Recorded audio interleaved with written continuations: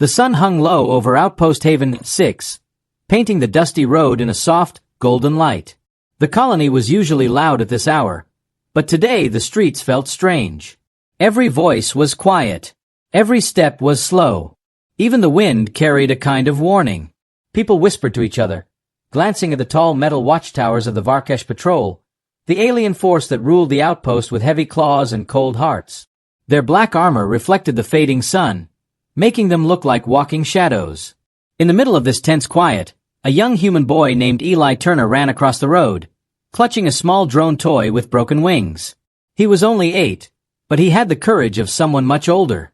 He didn't walk, he dashed everywhere, full of life, even in a place where laughter had become rare. He didn't see the alien officer stepping out from a side path. Eli bumped into him hard. The boy stumbled back. Dust rose around them. The alien officer, Zarkul, stared down at the child with burning, reptile-like eyes. He belonged to a species known for strict discipline and even stricter punishments. His armor was marked with sharp red lines, the symbol of a senior enforcer. Eli froze. His small hands shook. Sorry, sir," he whispered. Zarkul bent down and lifted the boy by the collar with one arm, as if he weighed nothing. "You humans never learn," the officer said, his voice low and sharp. "You walk without looking. You breathe without permission. Maybe you need a lesson." People around the street stopped. No one moved.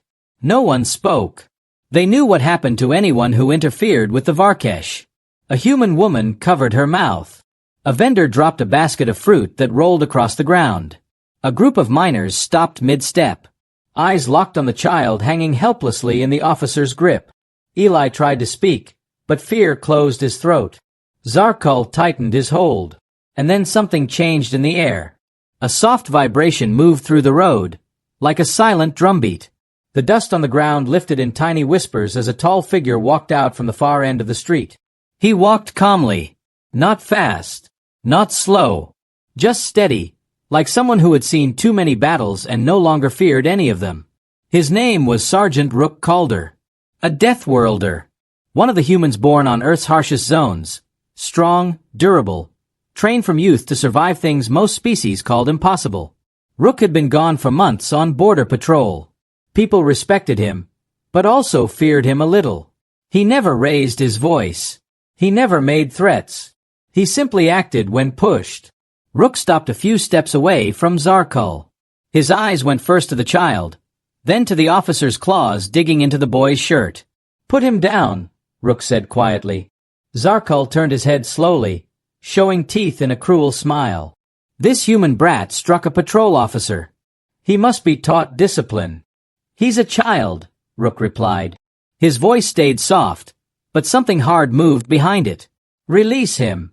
A few Varkesh soldiers nearby watched with amusement. Some smirked. In their minds, no human could ever challenge them, not without dying for it. Zarkul lifted Eli higher, making the boy choke. "Or what?" the alien officer asked. "Will you fight the law?" Rook's expression didn't change. Not even a twitch. "You hurt him again," he said, "and you will not walk away." Whispers spread through the crowd like fire. Some people stepped back, because they knew what was coming. They had seen Rook fight once, only once, and it had ended with 3 armored raiders lying broken on the ground. But the Varkesh did not know this. Zarkul laughed, a low, grating sound. "You humans think you are strong, but strength without control." He threw Eli to the ground. The boy hit hard and cried out. That single sound cracked something open inside Rook. He stepped forward. Zarkul pulled out his shock baton, blue sparks dancing along its length. His soldiers readied their rifles. "Stand down, human," one of them ordered. Rook didn't even look at them. He reached Zarkul in a single, smooth motion, faster than anyone on the street had time to understand. He caught the officer's arm, twisted, pulled. A sharp crack echoed.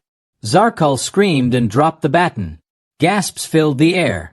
The Varkesh soldiers raised their weapons, shouting warnings and orders, but Rook had already stepped between them and Eli. He didn't raise a gun. He didn't pick up a weapon. He simply stood, calm and silent, like a mountain refusing to move. The soldiers hesitated. For the first time, they felt something alien to them. Fear. Rook's voice was still low, but now it carried weight. "You don't touch our children." Zarkal snarled in pain, clutching his broken arm. Rage twisted his face. "You have attacked an officer of the Empire," he hissed. "Your colony will pay for this. All humans here will suffer." Rook didn't answer. He only helped Eli stand, brushing dust from the boy's hair. The child looked up at him with wide, shaking eyes. Rook gave a small nod. "You're safe now." But the street felt colder. The sky felt darker. Everyone knew what Zarkal had said was not an empty threat. The Varkesh Empire would not forget this, and the first strike was already on its way. The moment Zarkal's scream faded, the entire street fell into a deep, sharp silence. It felt like the whole colony was holding its breath. Even the wind stopped at the edge of the buildings, as if it did not dare cross the line Rook had just drawn. Rook kept one hand on Eli's shoulder, steady and protective, but his eyes stayed on the Varkesh soldiers. They had recovered from their shock, and anger now burned through their armor.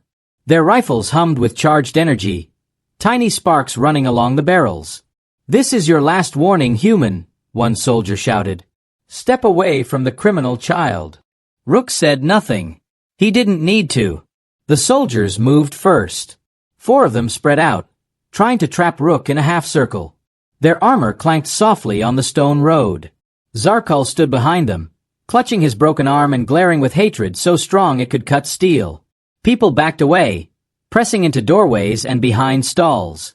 Some covered their children's eyes. Others whispered prayers. But none dared to run, because running would draw the soldiers' attention, and in Haven 6, that always ended badly. Eli pressed closer to Rook's side, breathing fast. His small hand clutched the broken drone toy so tightly that the plastic cracked. The lead soldier pointed his rifle straight at Rook's chest. "On your knees," he said. "Now." Rook slowly placed Eli behind him and stepped forward. His boot scraped the dirt. His eyes narrowed just enough to show that the moment for mercy had passed. The lead soldier fired. The blue bolt shot out like a flash of lightning. But Rook was already moving. He leaned sideways, letting the bolt pass inches from his shoulder, then grabbed the rifle barrel before the soldier could fire again. A twist, a pull. The weapon broke in two like thin wood. Rook kicked the soldier backward, sending him crashing into a wall with a heavy thud. The other soldiers fired in panic. Blue sparks cut through the air. Stalls exploded in bursts of smoke and splinters. People screamed and ducked. A fruit cart caught fire. Dust clouds rose so thick they looked like fog. But none of the shots hit Rook. He moved with clean, sharp steps, each one placed with purpose. He closed the distance in seconds, striking with quiet, brutal force. A punch to the ribs, armor dented. A sweep of his leg, another soldier fell. A palm strike to the helmet, visor cracked. No wasted movement, no anger, just precision. Eli watched with wide eyes, half scared, half amazed. He had always heard stories about Deathworlders, but seeing one fight in real life felt different. It felt like watching a storm take shape. Within moments, 3 soldiers were down, groaning in pain, sprawled across the street. Only one was left standing, the youngest of the squad, his hands shaking as he held his rifle. He looked from his injured team to Rook, then to the crying child behind him. His voice trembled. Stay back." Rook didn't attack him. Instead, he stepped forward slowly, lowering his hands to show he had no weapon. "You don't need to do this," Rook said quietly. "Walk away." The young soldier hesitated. His breathing grew faster. His grip on his rifle tightened. From behind, Zarkal shouted, "Coward! Finish him!" And that shout broke the soldier's control.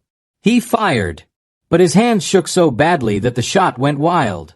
The bolt struck the side of a large fuel drum near the market stall, exactly the thing everyone feared. The drum exploded with a deafening roar. A wave of heat rolled through the street like a burning wind. Fire leapt into the air. The blast threw Zarkal backward and knocked Eli off his feet. People screamed as windows shattered and dust filled the sky. Rook didn't fall, but something inside him finally snapped. He grabbed the frightened soldier's rifle, crushed the barrel in his hand, and flung the useless weapon aside. Then he stepped toward Zarkul, who was crawling away on the ground, eyes wide with both pain and disbelief. "You brought this on yourself," Rook said. Zarkul spat blood and hissed, "This colony will burn for what you've done." Rook knelt beside him. "No. It will burn because of what you did." Before he could move further, a thunderous alarm began to echo through the entire district. Deep, metallic, shaking the walls. It was the Varkesh war signal. A call sent only when an officer was attacked. People gasped. Others cried. Everyone knew what came next. A full Varkesh strike force. Rook helped Eli up again, dusting off the boy's scraped elbow. The child's eyes were wide, but he didn't cry this time. Something in him had changed. Something stronger, sharper. Around them, smoke curled into the evening sky. Buildings burned. People ran. And the alarms kept ringing like the heartbeat of an angry monster. Rook looked toward the horizon, where distant engines began to glow in the sky. "They're coming," he said. Eli swallowed hard. "What do we do?" Rook finally spoke with the certainty of a man who had been preparing for this moment his whole life. "We protect our own," he said. "And we don't run." The first Varkesh dropships broke through the clouds. And Haven, 6 braced for war.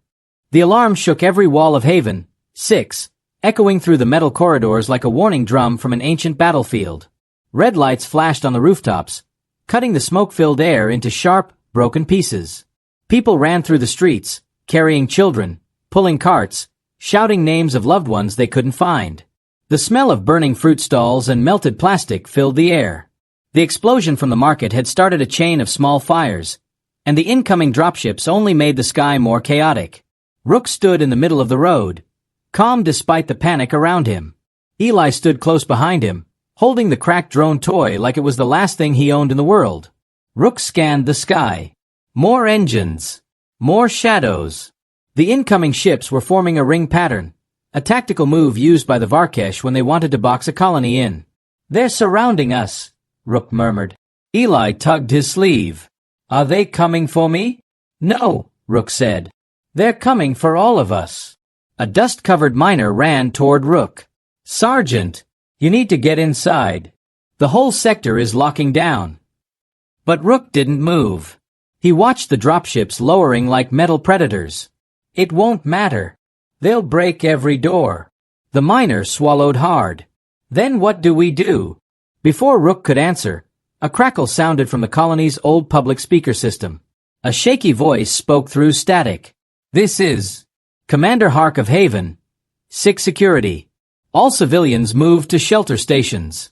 Repeat, move to shelters." Rook sighed. "Shelters won't save anyone today."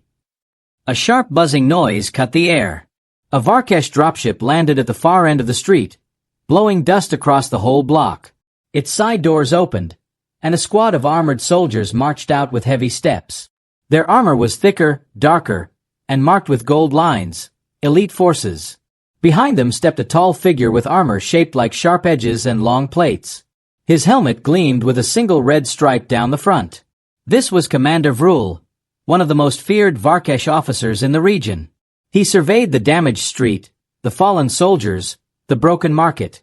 His jaw tightened. His claws twitched. Then his eyes locked on Rook.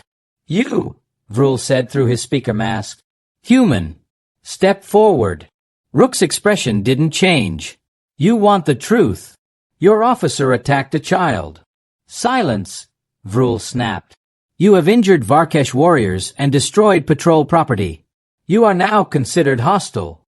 Eli stepped closer, gripping Rook's coat. "But he saved me." Vrul pointed at the boy. "That child is evidence. He comes with us." "No," Rook said. The word was soft, but it hit the air like steel. The elite soldiers readied their rifles. Vrul's voice deepened. "You think you can stand against the Empire?" "I don't need to stand against the Empire," Rook said. "Only against you." For a moment, the entire world fell silent. Then chaos broke loose. The elite soldiers fired. Blue streaks of energy tore through the street. Civilians ducked behind broken carts and fallen stalls. The windows of shops shattered. Stone chunks exploded from the walls. Rook grabbed Eli and rolled behind a metal crate just before a blast ripped into the road where they had been standing. The crate dented under the hits. Sparks flew off the ground. Eli covered his ears. "They're going to kill everyone," the boy said, voice shaking. "Not if we move," Rook replied. He peeked around the crate.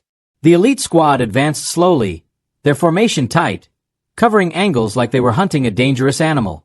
A miner shouted, "Rook, this way!" A small group of humans waved from an alley. Rook lifted Eli and sprinted toward them, dodging the blue bolts that sliced the air behind them. The elite soldiers followed, their heavy boots slamming the ground. The group disappeared into the narrow alley, weaving through old pipes and cracked walls. Rook slid behind a stack of metal scrap as a bolt hit the wall and sent sparks flying. Eli clung to his arm, panting. "Why are they doing this? Why do they hate us?" Rook placed a steady hand on the boy's back. "Because they fear what they don't understand." A woman in the group looked at Rook with desperate eyes. "You started something today." "No," Rook said. "Zarkal did. And his commander is trying to hide it." In the distance, more engines roared. More dropships. The sound filled the colony like thunder. Eli peered out from the scrap pile. "Rook, look." Across the rooftops, small groups of humans were gathering. Old miners, off-duty guards, engineers, farmers.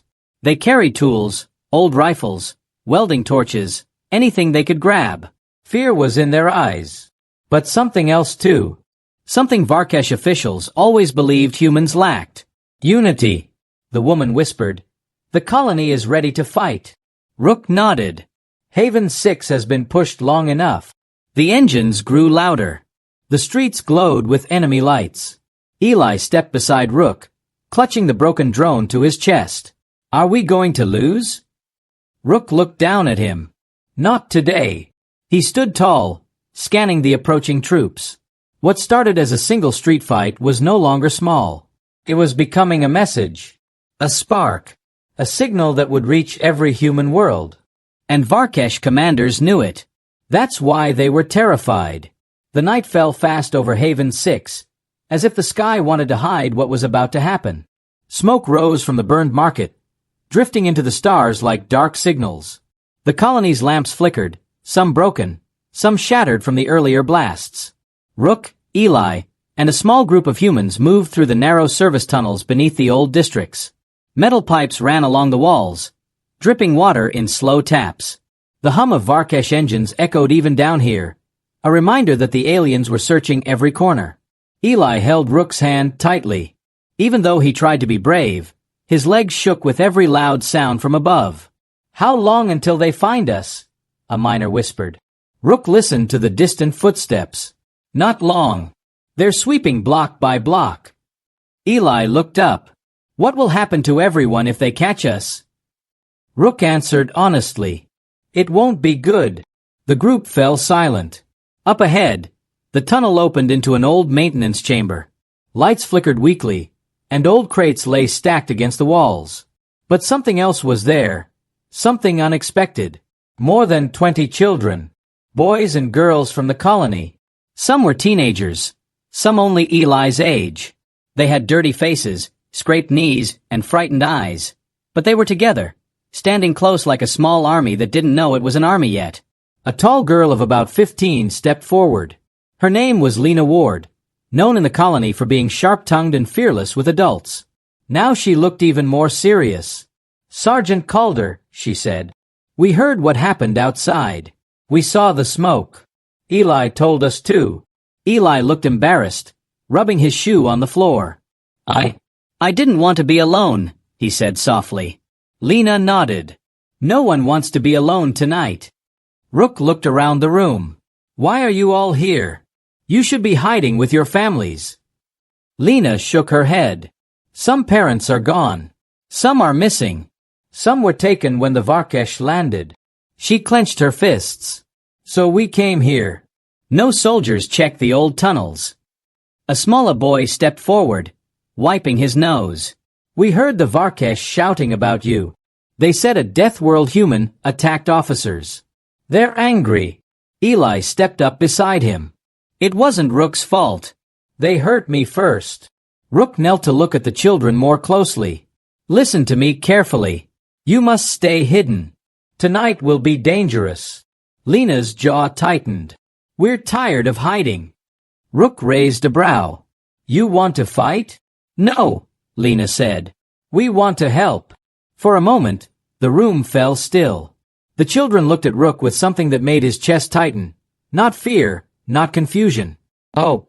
Eli tugged Rook's sleeve. They want to do something. Not just wait.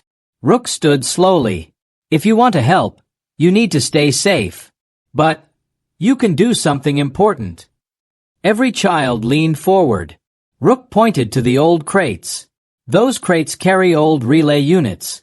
We can link them to the colony's underground wires. If we connect everything right, we can send a message. Lena frowned.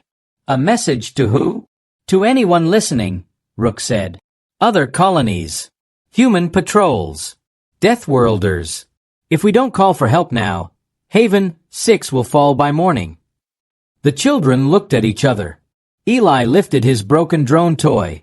We can do it, he said with surprising firmness. We know the tunnels better than the adults. We play here every day. Lena smirked a little. He's right. We know every hidden door. Rook studied them for a long moment. Then, let's begin. The chamber burst into action. Children opened crates, handed out tools, and linked old wires together. Some crawled through tight gaps, connecting broken cables. Others climbed dusty ladders to reach old panels. Rook worked with them, guiding hands, tightening bolts, explaining circuits in simple words. For the first time that night, the children didn't look afraid. They looked determined. Eli sat on top of an overturned crate, holding a small flashlight while Rook tied two wires together. Rook, he whispered, if we send the message, will humans come? Yes, Rook said, twisting a connector. Deathworlders don't ignore danger, and they never ignore a threat to a child. Eli smiled a little, but the smile faded when another loud explosion shook the tunnel. Dust rained from the ceiling. A low alarm howled in the distance. Lena ran in from the side passage. They blew open the west block. They're close. Rook stood immediately. We're out of time. Finish the relay. The children rushed, hands shaking but moving fast. Sparks flew from an old panel. A boy shouted for tape. A girl climbed up to secure the final cable. Finally, Lena yelled, "Power it!" Rook flipped the switch. The chamber lights dimmed, flickered, then glowed steady and bright. The relay hummed alive. A sharp tone echoed through the tunnels, the sound of a signal firing across the network. "It's working," Rook said. "We just sent a distress call." Eli grinned, until heavy footsteps sounded from the tunnel entrance. Metal boots. Slow. Confident. The children froze.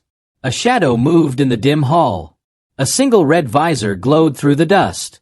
Commander Vrool. He stepped into the chamber, his weapon raised, his voice cold. "So," Vrool said, scanning the children and the relay, "the insects send messages now." The soldiers behind him aimed their rifles. Eli clutched Rook's coat. Rook stepped forward, placing himself between the children and the soldiers. "You will not touch them," he said. Vrool smiled beneath his mask. "I don't need to touch them," he replied. "I only need to destroy what they built." Rook's fists tightened. Behind him, the children stood together. Fear in their eyes, but courage in their stance. The children's vanguard had risen. And Vrool had no idea what storm he had just walked into. Arin walked beside Mira as the night grew darker and colder. The dust road stretched ahead like a thin, broken line under the pale moon. Strange shapes moved far in the distance, like shadows slipping from hill to hill. Mira kept scanning the horizon with sharp eyes. Her face stayed calm, but Arin could see tension in her jaw. He tried to speak. "Mira, do you think the machines followed us?" Mira did not answer right away. She listened to the wind first, then said quietly, "They always follow what they want. And they wanted you." Arin wrapped his arms around himself. "But why me? I'm nothing." "No," she said firmly. You are not nothing. You saw them in the dust storm. You survived. That alone means something. They reached an old bridge made of cracked stone. Half of it had fallen into the river below. Only a narrow path remained. Mira stepped first, checking every stone with her foot. Arin followed carefully. When the wind blew, he felt the whole bridge tremble under him. On the other side stood a row of broken pillars. They were carved with fading symbols that looked like stars and spirals. Arin touched one gently. The stone felt warm. "What is this place?" he asked. Mira stopped walking. She looked at the pillars with a strange sadness in her eyes. "This was once a gate," she said. "A gate built by the first ones. Before the machines rose. Before the cities were dust." Arin tried to imagine it. Bright towers, warm streets, voices full of life. But he could not. All he had ever known was sand, ruins, and fear. They rested near the largest pillar. Mira gave Arin a piece of dry bread. As he ate, they heard a distant sound, low at first, then growing louder. A cold chill ran down Arin's spine. The sound was metal. Mira jumped to her feet. "They found us." Arin stood quickly. "How many?" "Too many," Mira said. "Run." They dashed toward the hills. Behind them, lights flickered through the darkness. Small at first, then brighter, like silver sparks dancing in the night. The machines moved fast, their limbs bending in unnatural ways. Their metal bodies glowed faint blue. Arin's breath burned in his chest. His legs shook. He was about to fall when Mira grabbed his hand and pulled him forward. "Don't look back," she shouted. But he did. And he wished he had not. 3 machines leaped onto the old bridge. The stones cracked, dust flying in all directions. Their glowing eyes locked on Arin. The ground shook. "Faster!" Mira yelled. They reached a wide-open area where the earth was dark and soft, almost like ash. Strange marks covered the ground. Swirls, lines, and circles that seemed to pulse faintly under the moonlight. Arin felt something hum beneath his feet. "What is this place?" he asked breathlessly. Mira stopped. Her face changed. Fear mixed with wonder. This is not a place for us," she whispered. "This is a memory left by the first ones." The machines stepped onto the ash ground. The earth answered. A deep vibration rolled through the area. The symbols on the ground glowed bright white. A gust of wind swept across the land, lifting dust and ash into a swirling storm. The machines froze. Arin shielded his eyes. "Mira, what's happening?" "The ground rejects them," she said, staring. The vibration grew stronger. Light erupted from the symbols, forming a circle around Mira and Arin. The air inside the circle felt warm, almost alive. The machines tried to move forward. They could not. Their metal feet sank into the ash like it was pulling them down. Their lights flickered wildly. Sparks burst from their bodies as if something was burning inside them. The earth swallowed them whole. Silence returned. Arin fell to his knees, shaking. "The ground, it saved us." Mira put a hand on his shoulder. "Not the ground. Something older. Something that remembers the first ones." Arin looked at her. "Why did it protect us?" Mira stared at the glowing symbols, her eyes widening in slow realization. "Because of you." The lights faded. The vibration stopped. The night grew still again. Arin swallowed hard. "Mira, what am I?" She looked at him with a new expression. Fear and hope mixed together. "I don't know," she said softly. "But whatever you are, the machines fear it. And the old world remembers it." The night grew colder as Arin and Mira left the ash ground behind. The glowing symbols were gone now, covered again by dust and darkness. But the memory of that light stayed in Arin's mind. He felt it inside his chest, a warm pulse, steady and strange, as if something hidden inside him had awakened. They walked through a narrow valley where tall rocks leaned over them like guards. The wind whistled between the cliffs. Mira checked the shadows every few steps, making sure no machines followed. Arin kept touching his chest. "Mira, what if something is wrong with me?" She slowed her pace. "Nothing is wrong. Something is different."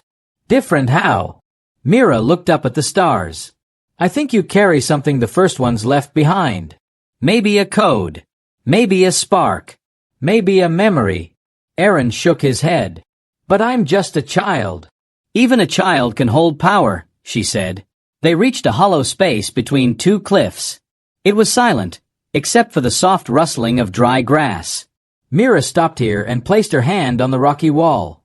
There was a hidden mark carved deep into the stone, a spiral symbol, matching the ones on the ash ground. Arin stepped closer. You know this symbol? Yes, she whispered. My people once guarded places like this, long before the machines drove us into hiding. She pressed the center of the spiral. A deep rumble echoed inside the cliff. The rock slid open. Arin jumped back. Behind the moving stone was a narrow passage lit by a faint blue glow. Warm air flowed out of it, carrying the scent of old metal and burnt dust. What is this place? Arin asked nervously. A shelter, Mira said. Built by those who resisted the machines during the early war. Not many know of it now. She entered the passage. Arin followed close behind. The tunnel walls were made of smooth stone and old metal plates. Strange wires ran through them, some still glowing faint blue. Arin reached out to touch one, but Mira pulled his hand back. Careful, she warned. Not everything in here sleeps. They walked deeper until the passage opened into a wide chamber. Broken screens hung from the ceiling. Tables were covered in old tools and rusted devices. Dust coated every corner. But at the center of the chamber stood something untouched. A sphere. It hovered above the ground, turning slowly. Its surface was silver, marked with swirling lines like flowing water. Inside it, faint light pulsed in the same rhythm Arin felt in his chest. He froze. Mira, his voice trembled. It's glowing like I did. Mira approached the sphere carefully. This is a memory core. It holds pieces of knowledge from the early days. My people believed these cores could speak to someone who shared their pattern. Arin took a step back. I don't want it to speak to me. It already is, she said. The sphere turned faster, as if sensing his fear. A soft hum filled the room. Then a voice, small and faint like a whisper underwater. Child, you have returned. Arin's heart pounded. Who is that? The voice echoed again, calm and ancient. Bearer of the first pattern. Do not fear. Mira's eyes widened. The first pattern. Arin, that is what the first ones carried in their blood. It guided their minds. It protected their world. Arin shook his head in panic. I'm not one of them. I'm just a boy from the dust road. The sphere glowed brighter. Images flashed across its surface. Tall towers of light, great star bridges, people with calm faces and bright eyes. Then flames, smoke, machines rising like steel giants, cities breaking apart. Arin stumbled backward, breathing hard. The voice whispered, You survived because you carry what they lost. You awakened because danger grows. The machines seek to end the last memory. Mira stepped forward. Tell us what we must do. The sphere answered with a low hum. Reach the fallen tower. There the pattern will guide him, or he will fall. Arin felt his knees shake. I don't want to fall. Mira placed a hand on his shoulder. You won't. I'm with you. The sphere dimmed slowly, its last words echoing through the chamber. The machines move. They sense the pattern.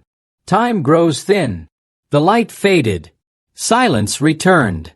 Arin stood trembling, but he lifted his head. Mira, what is the fallen tower? Mira took a slow breath. A place no one goes. A place where the first war ended. She looked at him with steady eyes. And now, the place where your journey begins. The wind howled across the broken plains as Arin and Mira left the hidden chamber. Dawn had not yet arrived, but the sky already glowed with the cold silver light of approaching machines. Thin beams scanned the horizon, searching. They know, Mira whispered. The memory core was right. They sensed the pattern. Arin nodded, though fear shook inside him. The glowing pulse in his chest had grown stronger, faster, as if pushing him toward something he could not escape. The fallen tower waited on the far side of the plains, its dark shape rising like a dead giant against the early sky. They moved quickly but not silently. The ground trembled. Metal legs thudded in the distance. A hunting drone screeched overhead. Mira pulled Arin into the tall grass. Whir, click, scan. The drone hovered, looking for heat. Arin held his breath. The pulse in his chest flashed brightly for a moment. The drone stopped. It turned sharply toward their hiding spot. "They found us," Mira whispered. She grabbed Arin's hand. "Run!" They sprinted through the grass as the drone fired a bright beam. The ground exploded behind them. Dust filled the air. Arin coughed but kept running. The fallen tower grew bigger and bigger, its shattered windows glinting like broken teeth. The machines were closing in. 2 steel walkers appeared on the ridge, their glowing eyes fixed on Arin. Mira fired her old pulse weapon, but the shots bounced off the walker's armor. "Keep going," she shouted. Arin didn't look back. He ran straight toward the tower's cracked entrance. The doors were half buried under rubble, twisted by past battles. The tower felt cold, ancient, and alive in a strange way. As he stepped inside, the pulse in his chest synced with a low hum deep inside the structure. Like the tower was waking up. Mira joined him, out of breath. "We don't have long." The inside of the fallen tower was filled with collapsed walls and long-dead machines. Loose wires hung like vines. Sparks jumped from broken panels. But deeper inside, a faint blue path lit up on the floor. The pattern was guiding him. Arin followed the glowing path until they reached a wide chamber. Its ceiling was cracked open, letting pale light pour in. In the center stood a great pillar of glass and metal, a dormant core with swirling lines that matched the pattern in Arin's chest. Mira stared in disbelief. This is the heart of the tower." Arin stepped closer. "Why did it call me?" Before she could answer, the ground shook. Heavy steps echoed behind them. The steel walkers forced their way into the tower. Their red lights swept across the chamber. Arin froze. Mira raised her weapon, ready to fight until her last breath. "Stay behind me." But the tower's core suddenly glowed bright.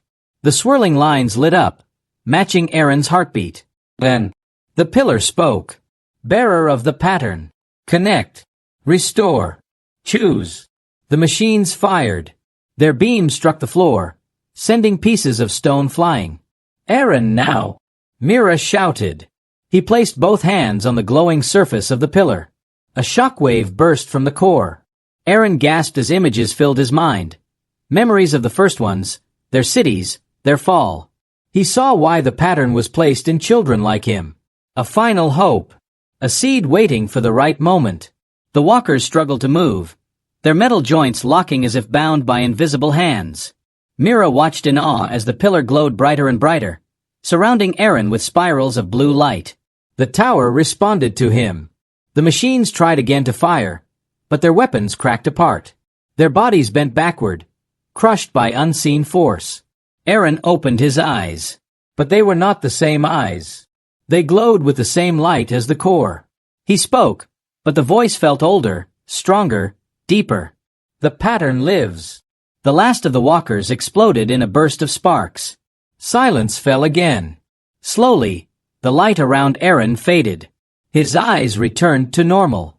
He stumbled forward, breathing hard. Mira caught him before he fell. "Arin, are you all right?" He nodded weakly. "The tower." It listened. "And the machines?" she asked. "They are afraid now," Arin whispered, "because they know I can wake more towers." Outside, the rising sun shone on the plains. Far away, the machines shifted uneasily, their network disrupted. The pattern had returned. Mira stood beside Arin and looked toward the horizon. "This is only the beginning." Arin took a deep breath. The fear inside him was still there, but something stronger had taken its place. Purpose. He tightened his fists. "Then we keep going," he said softly. "One tower at a time." The wind carried their words across the empty land. And the Deathworlders, scattered but watching from the shadows, felt hope rise for the first time in years.